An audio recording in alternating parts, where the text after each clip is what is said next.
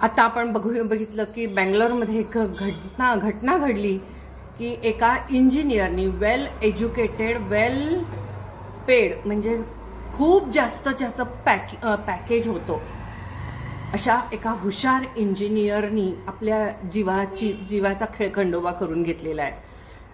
म्हणजे जीवाशी तो खेळलेला आहे स्वतःच्या. आणि ठीक आहे, त्याच्या बाबतीत जे काही झालं असेल त्याच्यावरती बरेच व्हिडिओ पडले, सगळं असेल, त्याच्यावरती अन्याय झाला त्यामुळे त्यानं ते तसं केलं वगैरे वगैरे, त्यानं स्वतःचं आयुष्य संपवून घेतलं. मला या विषयावर एकच म्हणायचं आहे की एक काळ असा होता की आपण बऱ्याच साऱ्या गोष्टी ह्या अशा जीवाशी खेळ वगैरे हा जो आहे, हा बऱ्याच साऱ्या ज्या आहेत घटना ज्या आहेत त्या आपण बघत होतो, त्या स्त्रियांच्या बाबतीत घडताना आपण बघत होतो. मग आपण म्हणूया हुंडाबळी वगैरे वगैरे, तर स्त्रियांच्या बाबतीमध्ये आपण घडताना बघत होतो. तसे फिल्म्सही त्यावेळेला येत होत्या. आता तशा फिल्म्स येत नाहीत, कारण की अशा तशा होणाऱ्या घटना कमी झाल्या. याला कारण म्हणजे स्त्रिया शिकल्या, त्यांना आर्थिक स्वातंत्र्य आलं, वैचारिक स्वातंत्र्य आलं, त्यांच्यात सुधारणा झाली आणि त्यामुळे ह्या घटना कमी होत गेल्या स्त्रियांच्या बाबतीतल्या. आणि त्यांच्या बाबतीत, त्यांच्या जीवाच्या बाबतीत ज्या घटना घडायच्या त्याही कमी कमी होत गेल्या. मग हुंडाबळी असेल, काही असेल तर त्याही घटना कमी कमी होत गेल्या. पर्सेंटेजमध्ये बघितलं तर त्या घटना सगळ्या बऱ्याच साऱ्या कमी होत गेल्या. पण आता आपण ह्या घटने म्हणजे ही बंगलोरमध्ये जी घटना घडली, तर त्यामुळे हे जे पर्सेंटेज आहे, तर त्यांचं म्हणणं आहे की ह्या 2 वर्षामध्ये पुरुषांच्या बाबतीतलं हे पर्सेंटेज वाढलेलं आहे. स्वतःच्या आयुष्य संपवणे स्वतःचं किंवा तो प्रयत्न करणे, ह्या घटना पुरुषांच्या बाबतीत वाढलेल्या आहेत असं त्यांचं म्हणणं आहे. आणि त्यासाठी त्यांचं म्हणणं आहे की स्त्रिया जबाबदार आहेत. असतीलही, मी नाही म्हणत नाही, कारण की कसं आहे की ज्याच्या हातात सत्ता येते, ज्याच्याकडे आर्थिक ताकद येते, ती समोरच्या व्यक्तीवर बऱ्याच वेळेला अन्याय करते. हा पूर्वापार चालत आलेल्या घटना आहेत. पूर्वी पुरुष स्त्रियांच्यावरती अत्याचार करायचा, अन्याय करायचा, कारण की त्याच्या हातात घरची सत्ता होती आणि स्त्रीला तो गुलाम समजायचा. किंवा त्याच्या हातात सत्ता असल्यामुळे त्याला असं वाटायचं की मी कोणाशीही कसंही वागू शकतो आणि समोरच्या व्यक्तीने माझं ऐकलं पाहिजे, समोरच्या व्यक्तीला स्वातंत्र्य द्यावं, हे कधीही त्या पुरुषाला वाटायचं नाही. कारण की त्याच्या हातात आर्थिक सत्ता होती, शारीरिकही ताकद जास्त होती सगळ्याच दृष्टीने. आणि नाही म्हटलं तरी समाजाचाही एक सपोर्ट जो असतो, पाठिंबा जो असतो, तो त्या पुरुषाला होता. हळूहळू बदलत गेलं. जवळजवळ ह्या काही वर्षांमध्येच म्हणूया आपण, ह्या 10-20 वर्षांमध्ये स्त्रिया ह्या शिकायला लागल्या, नोकरी करायला लागल्या, बाहेर जायला लागल्या, प्रचंड आर्थिक स्वातंत्र्य आलं त्यांना आणि त्यांची पुरुषांच्यावरची डिपेंडन्सी कमी होत गेली. आणि मग हळूहळू त्यांना जे असं वाटायचं की नाही, माझं आयुष्य आता फुल आहे, मला आता काहीच करता येणार नाही, तर असं न होता शिक्षणामुळे आणि आर्थिक स्वातंत्र्यामुळे, वैचारिक स्वातंत्र्यामुळे, वैचारिक प्रगल्भतेमुळे त्या आता जगायला शिकल्या किंवा अन्यायाला विरोध करायला शिकल्या. मग त्यांना सामाजिक कायद्याचं वगैरे सुद्धा त्यांना पाठिंबा मिळाला आणि त्या जगायला शिकल्या. त्यामुळे ह्या ज्या घटना आहेत स्त्रीच्या बाबतीतल्या, त्या कमी पर्सेंटेज होत गेलं, टक्केवारी कमी होत गेली स्त्रियांवरच्या अन्यायाची. आणि आता मात्र त्यांनी दिलेलं आहे की आता पुरुषांच्या वरती स्त्रिया म्हणजे नवऱ्यावरती पतीवरती पत्नी ही असा काहीतरी अन्याय करते, अत्याचार करते, मानसिक किंवा कायदेशीररित्या वगैरे वगैरे. आणि त्यामुळे पुरुषांच्या बाबतीतल्या या घटना वाढत चाललेल्या आहेत. पुरुष असहाय्य होत चाललेले आहेत, फ्रस्ट्रेट होत चाललेले आहेत, डिप्रेशनमध्ये जात आहेत. आणि ते फाईट नाही करू शकत आहेत. ह्या अन्याय आणि अत्याचाराला कंटाळून कुठे ना कुठेतरी त्या आपल्या आयुष्याशी पुरुष आयुष्य संपवण्याकडे जात आहेत. असे बरेच सारी पुरुष म्हणजे हा साधारणतः 40शीतला आतलाच पुरुष आहे. तर हे जेव्हा टक्केवारी वाढतीये त्यावेळेला मला असं वाटायला लागलं की ती जी घटना आहे ती घटना मी बघितली आणि ती घटना घडल्यानंतर ती घटना त्यांना फार अगदी सिस्टमॅटिक म्हणजे कुणालाही ह्या गोष्टीचा त्रास होऊ नये म्हणून अगदी त्यानं लिहून काढलं होतं, सगळं केलं होतं, कुठलं काम कधी करायचं म्हणजे कुठलंही अर्धवट होऊ नये, आपल्या ऑफिसमध्येही कुणाची अडचण होऊ नये वगैरे वगैरे त्यांना अगदी व्यवस्थित करून अगदी स्वतःचं आयुष्य संपवण्याच्या वेळेला आंघोळ करून मध्ये काय नामजप वगैरे करून मग त्यानं ते सगळं केलं. आणि हे सगळं करतानाचा व्हिडिओ सुद्धा त्यानं सगळ्या लोकांना पाठवला, आपल्या ओळखीत पाठवला, बऱ्याच ठिकाणी पाठवला, माहितीत पाठवला, प्रतिष्ठित व्यक्तींना पाठवला. आणि मग त्यानंतर त्यानं ती घटना झाली आणि त्यानं जीवन संपवलं. अर्थात हे जे आहे हे त्यानं जे केलं त्याच्यावरती झालेला अन्याय अत्याचार या सगळ्या इतर कायदेशीर बाबी आहेत, यामध्ये हे सगळं ठीक आहे, बरोबरच आहे. खूप जे झालेलं आहे हे अत्यंत चुकीचं झालेलं आहे, त्याच्यावरती खूप अन्याय झाला, अत्याचार झाला. खरं तर खूप मोठं पॅकेज असताना सुद्धा त्यानं हे पाऊल उचललं.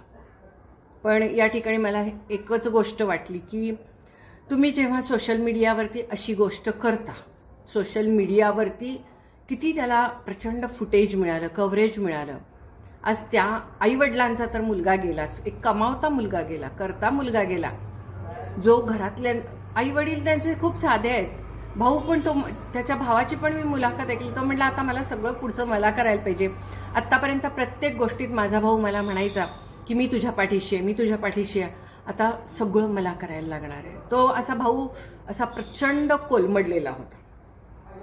अजून त्याचंही लग्न व्हायचंय आणि अशा वेळेला जेव्हा आईवडिलांनाही ह्या मुलाची आवश्यकता होती, आईवडिलांची जबाबदारी घेण्याची त्यानं आवश्यकता होती, भावाला सुद्धा त्याची आवश्यकता होती, त्यावेळेला कर्तव्य आणि जबाबदारी ह्या दोनही गोष्टी जेव्हा आवश्यक होत्या त्यावेळेला मात्र कुठल्या तरी एका क्षणी त्यानं हा निर्णय घेतला. भरतने तो काय इमोशनली किंवा असा अचानक घेतलेला निर्णय नव्हता, त्यानं खूप प्लॅनिंग करून तो निर्णय घेतला होता. खूप प्लॅनिंग करून म्हणजे सगळी डॉक्युमेंट्स वगैरे सगळी व्यवस्थित कुणाला मिळतील असं तसं. पुन्हा जेव्हा ही घटना घडेल त्यावेळेला बाहेरून येणाऱ्या लोकांना गाडीच्या किल्ल्या म्हणजे घराच्या किल्ल्या सगळ्या गोष्टी व्यवस्थित मिळतील अशा त्यानं समोर ठेवल्या. त्या एक 23 पानांचं त्यानं पत्र लिहिलं होतं, तेही समोरच ठेवलं होतं. म्हणजे या सगळ्या गोष्टी त्या ठिकाणी पोलिसांनी सांगितलं की आत्तापर्यंत जेवढ्या घटना घडल्या त्यातली ही सर्वात सोपी केस आहे, सगळ्या गोष्टी समोरच होत्या, त्यासाठी काही करावं लागलं नाही असं त्यांनी लिहिलं होतं, एकाने सांगितलं म्हणजे मत. तर ह्या सगळ्या ज्या घटना घडल्या तर त्या बाबतीत मला एक म्हणायचं की ही जेव्हा घटना अशी सोशल मीडियावरून होते त्यावेळेला कुठेतरी सोशल मीडियावरून जेव्हा एखादी घटना सर्वांच्या समोर जाते त्यावेळेला कुठेतरी सगळ्यांना असं वाटत असतं की ह्या घटनांना कुठेतरी प्रमोशन केलं जातं, म्हणजे कुठलीही गोष्ट प्रमोशन केली जाते. आता मी तुम्हाला साधीच गोष्ट, मी साडी दाखवली, या साडीचं मी प्रमोशनच केलं ना, भलेही मी दुकानाचं केलं नसेल काय नसेल पण साडी प्रमोट केली मी, साडी नेसा म्हणून. तसं जेव्हा एखादी गोष्ट तुम्ही दाखवता सोशल मीडियावरती त्यावेळेला तुम्ही ती गोष्ट इतरही करायला कळत नकळत ते गोष्ट करायला इतर जण प्रवृत्त होतात. तर खूप आणि खरंच तसं झालं की ही घटना घडली आणि पुढे 2-3 दिवसानंतर मुंबईहून एका माणसाची केस पुढे आली आणि एका ठिकाणाहून केस पुढे आली, गावोगावच्या केसेस, लोकल केसेस पुढे आल्या आणि प्रत्येक घरामध्ये आम्ही सुद्धा मैत्रिणी बोलताना सहजपणे कोणीतरी बोलून जायला लागलं, हां आमच्या शेजारी पण हे असं आहे तसं आहे, सून अशी वागते तशी वागते, येऊ करतात तेऊ करतात. म्हणजे अशा ह्या घटना अशा बोलल्या जायला लागल्या, चर्चिल्या जायला लागल्या. त्या कसं झालं की सोशल मीडियावरती ही गोष्ट दाखवल्यामुळे ठीक आहे ह्या घटनांवरती की पुरुषांना सुद्धा हल्ली हॅरॅश केलं जातंय, पुरुषाला नवऱ्याला सुद्धा हॅरॅश केलं जातंय बायकोकडून, हे सगळ्यांच्या समोर येतं, हे ठीक आहे. परंतु त्यानं जे आपल्या आयुष्याशी खेळ केला, जीवन संपवलं त्यानं आणि ते या ठिकाणी दाखवलं गेलं त्यानं, तर ते अशा पद्धतीने त्यानं दाखवलं की कुठेतरी त्यासारख्या म्हणजे त्या माणसाच्यावर जसा प्रसंग आला तसा प्रसंग ज्यांच्या ज्यांच्या आयुष्यात आत्ता येतोय त्यांनी कुठेतरी कळत नकळत हे असं करावं असं जर का त्यांना वाटलं तर किती चुकीचं आहे ते. म्हणजे स्त्रिया वर्षानुवर्षे अन्यायाविरुद्ध झगडायला लागल्या, अत्याचारांविरुद्ध त्यांनी आवाज उठवलाय आणि म्हणून ते आत्ता हे जीवन जगू शकतायत, त्यातनं बाहेर पडतायत. कुठंतरी त्यांच्या आयुष्यावरचं किंवा जीवनावरचं हे जे संकट आहे, त्या ज्या असहाय्य होत्या, दुर्बल होत्या, यातून त्या कुठंतरी सबल होत गेल्या, त्यांचं सबलीकरण होत गेलं. तर कुठंतरी त्यांनी फाईट केलं, म्हणून त्यांनी संकटाशी सामना करण्याचा प्रयत्न करतायत, म्हणून त्या त्यातनं बाहेर पडतायत. आणि हे जर का अशा पद्धतीचं सोशल मीडियावरून दाखवलं गेलं किंवा दिसतंय, तर मग जे दाखवलं जातंय तेच कुठे ना कुठेतरी रुजतं मनामध्ये, तरुणांच्या मनात रुजू शकतं. म्हणजे असा समजा एखाद्या घरामध्ये असं होत असेल की एखाद्या पुरुषावरती अन्याय झालाय किंवा काही अशा पद्धतीचं, तर मग त्याला असं वाटू शकतं की हे जे समोर दाखवत आहेत हेच आपणही अवलंबलं तर काय हरकत आहे. म्हणजे संकटाशी सामना करण्याऐवजी त्यातून म्हणजे कुठेतरी ह्यातनं बाहेर पडायचं आणि संकटाशी सामना करण्याचा संपतं त्या ठिकाणी. कारण बऱ्याच गोष्टी आपण खूप स्पष्ट नाही बोलू शकत, तर हे त्यातनं जास्त बाहेर पडतंय की इतकं सहजपणे ही गोष्ट त्यांनी घडताना दाखवली की गेले 2-3 दिवस म्हणजे त्यानं दीड तासाचा व्हिडिओ केला त्यानं, ते आयुष्य संपवण्याच्या आधीचा, आणि मग त्यानंतर त्यानं ती गोष्ट केली. म्हणजे जी लोक किंवा जे पुरुष, जी मुलं ह्या फेजमधनं जात आहेत किंवा ज्यांच्यावर अशा पद्धतीचा ज्यांना त्रास होतोय, त्यांच्यासाठी कुठे ना कुठेतरी एक पायवाट करून दिली जाते का, असं माझ्या मनात आलं की ज्याच्यावरून आधी हा गेला आणि बाकीचे जर का त्या पायवाटेवरून जावं असं त्यांना वाटलं, तर ही किती चुकीची गोष्ट आहे. जी घटना घडलेली आहे त्यामुळे आई वडिलांचा मुलगा गेलेला आहे, एकाचा मोठा भाऊ गेलेला आहे, तो परत येणार नाहीये. त्यांचा तो आक्रोश बघितला, असहाय्यता बघितली, तर असं वाटलं की अरे संकटाशी सामना करायला पाहिजे होता, अरे काय झालं असतं. पण हे काय करून बसला असतो, एवढा हुशार माणूस ज्याला खूप मोठं पॅकेज होतं. अरे लोकांना नोकऱ्या मिळत नाही, त्यानं काय सांगितलं की असू देते बघा तुम्ही व्हिडिओ. मला असं वाटलं की नाही, चुकीचा काहीतरी पायंडा पडतोय आणि हा पायंडा खूप चुकीचा आहे. जसं मुलींना एकेकाळी अत्याचाराशी झगडायला शिकवलं, संकटाशी सामना करायला शिकवलं, अन्यायाशी लढायला शिकवलं, त्याप्रमाणे आता पुन्हा एकदा मुलांना सुद्धा कुठेतरी धाडस, धैर्य देण्याची गरज आहे. ती अशी दुर्बल होत आहेत. कारण आतापर्यंत पूर्ण पुरुष समाजाला हे स्त्रिया आपल्यावरती अन्याय करतायत, अत्याचार करतायत, हे नवीन आहे. आणि कुठेतरी त्यांना त्यासाठी ते प्रिपेअर्ड नाही आहेत. स्त्रिया जेनेटिकली प्रिपेअर्ड आहेत, म्हणजे त्यांच्या रक्तातच आहे सहनशीलता, ती पुरुषांच्या रक्तात नाही आहे सहनशीलता. त्यांना पटकन एखादी हे हवी असते की नाही म्हणजे काही होऊ दे, 1 घाव 2 तुकडे होऊ देत, पण पटकन होऊ देत असं त्यांना वाटत असतं. पण त्यांच्यात सहनशीलता नाही असते. स्त्री तसं नाही आहे, स्त्री सहनशील असते. तर त्यामुळे मला असं वाटलं की हा जो पायंडा पडतोय तो पायंडा चुकीचा पडतोय, ती जी पायवाट तयार केली जाते ती चुकीची आहे. आणि शेवटी हे बघा, सोशल मीडिया हा व्ह्यूजसाठीच आहे, लाईकसाठीच आहे, शेअरसाठीच आहे, बरोबर आहे ना. तो सोशल मीडिया, पण सगळ्या प्रकाराने त्यामध्ये लोक बोललेली आहेत, लोकांचे विचार मतं मांडलेली आहेत. तर या ठिकाणी पुरुषांनी स्वतःची सहनशीलता वाढवली पाहिजे. पुरुषांनी यावरनं मार्ग काढण्यासाठी प्रयत्न केले पाहिजे. 2+2 संसारात कधीही 4 होत नसतं हे स्त्रीला माहीत आहे, पण पुरुषाला ते कधीच माहीत झालेलं नाही, कारण की संसार हा स्त्रीनं केला.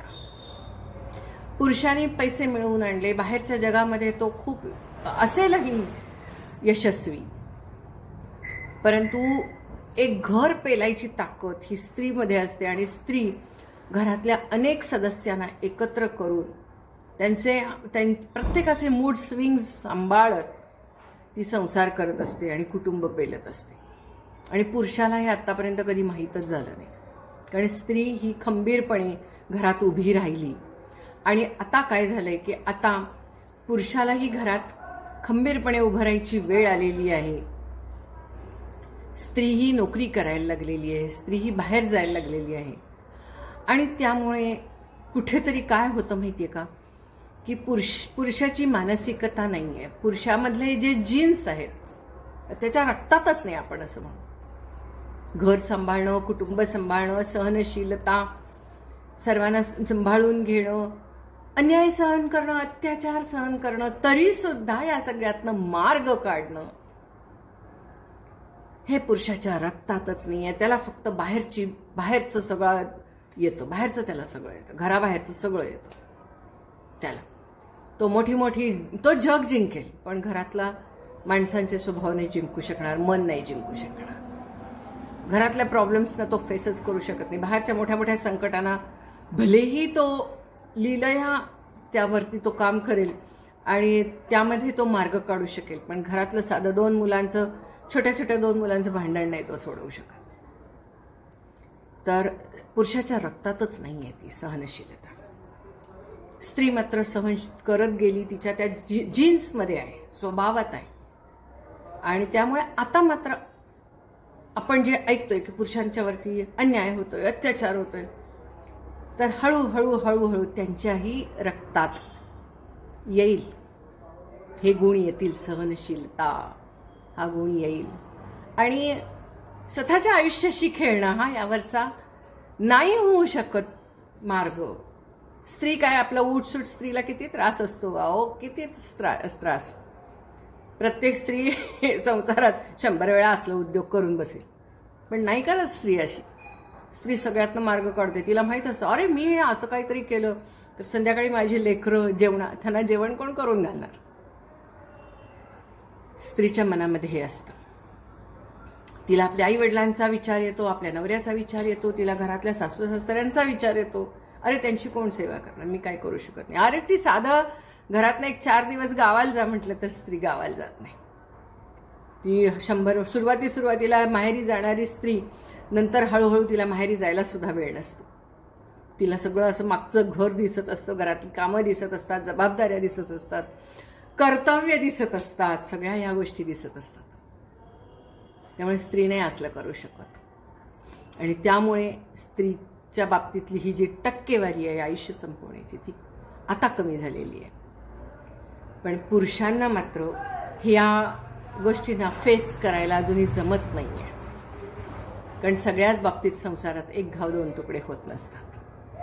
आणि ठीक आहे, त्याच्या बाबतीमध्ये बऱ्याच कायदेशीरही घटना घडलेल्या आहेत की त्यामुळे त्याला असं पूर्ण तो असहाय्य आणि दुर्बल झाला. त्यानं ते सगळ्या डिटेलमध्ये सगळ्या गोष्टी 1 तास 1.5 तासाचा तो व्हिडिओ केला आणि त्यामध्ये त्या सगळ्या गोष्टी त्यानं सांगितल्या. ठीक आहे, तो म्हणजे ती केस वेगळी आहे, त्याबद्दल आपल्याला काही बोलायचं नाही, कारण की ती कोर्ट केस आहे, आपल्याला त्याच्याबद्दल नाही बोलायचं. पण मला मी तुम्हाला नक्की सांगेन की हा जो मार्ग आहे तो चुकीचा मार्ग आहे. सगळ्यातनं मार्ग काढत जाणं हा मार्ग खरा मार्ग आहे. बघा तुम्हाला काय वाटतं.